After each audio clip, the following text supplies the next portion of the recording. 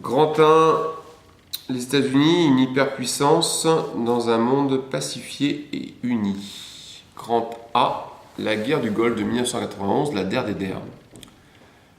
La longue guerre qui opposa l'Irak à l'Iran laisse les deux pays exsangues. En 1988, le pays dirigé par Saddam Hussein, l'Irak dirigé par Saddam Hussein, a perdu 1 million d'hommes, ses infrastructures, ses sites productifs sont détruits. Pour mener ce conflit, le pays s'est lourdement endetté auprès des monarchies pétrolières du Golfe, où vivent des minorités chiites opprimées par les sunnites et qui auraient pu être des éléments de déstabilisation. L'Irak se perçoit donc comme le pays qui a protégé l'ensemble de ses voisins contre la révolution chiite iranienne.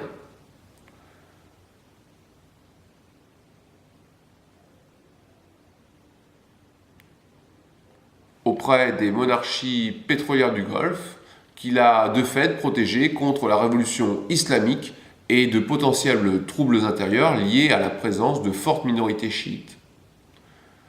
Or, ces monarchies, notamment le Koweït, que l'Irak n'a jamais reconnu, se montrent intraitables sur le remboursement des traites, sur le remboursement de la dette.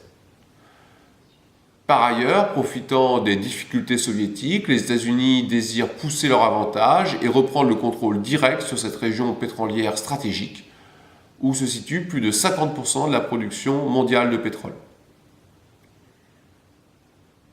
Les États-Unis désirent ainsi nouer des alliances solides avec l'ensemble des monarchies du Golfe. Croyant que l'administration américaine ne réagirait pas,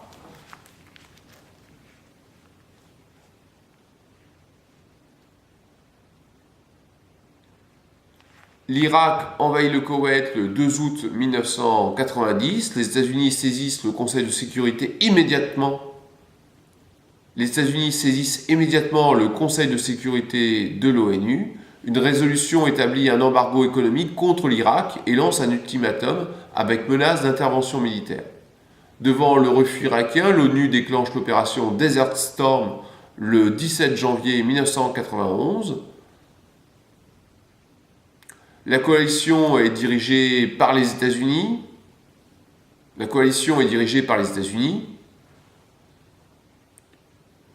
Qui mène une sévère campagne aérienne du 17 janvier au début de février. Ces bombardements sont présentés comme ciblés contre des objectifs militaires. Les frappes sont dites chirurgicales. Elles s'opèrent avec des bombes intelligentes,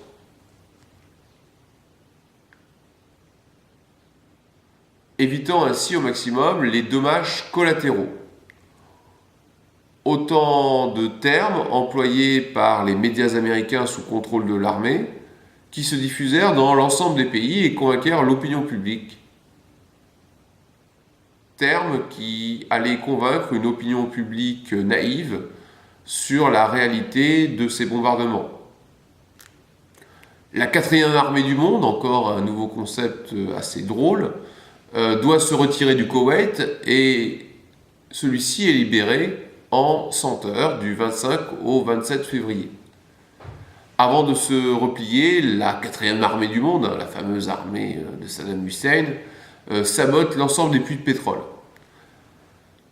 Appliquant la résolution de l'ONU, l'armée coalisée sous la conduite américaine, s'arrête aux frontières irakiennes, laissant les insurgés chiites et kurdes à leur sort. C'est-à-dire qu'ils vont se faire massacrer par Saddam Hussein. Ils seront massacrés par les débris de l'armée irakienne et les forces de police du régime de Saddam Hussein qui restent en place. À court terme, la guerre semble donc se solder par un triomphe du droit onusien, mais aussi un triomphe des États-Unis qui ont noué des alliances défensives avec l'ensemble des pays du Golfe et la Jordanie, effrayés par l'avance irakienne. La première puissance mondiale a installé des bases militaires stratégiques dans la région, garantissant la sécurité des champs pétroliers. Militairement, l'armée américaine a prouvé son incontestable supériorité et a gagné la bataille de l'image en maîtrisant l'information grâce à l'appui de chaînes d'information comme CNN.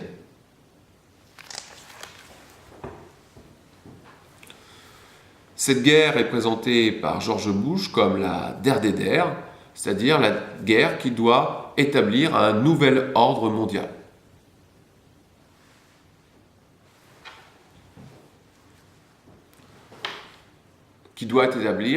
Cette guerre doit donc établir un nouvel ordre mondial qui serait celui du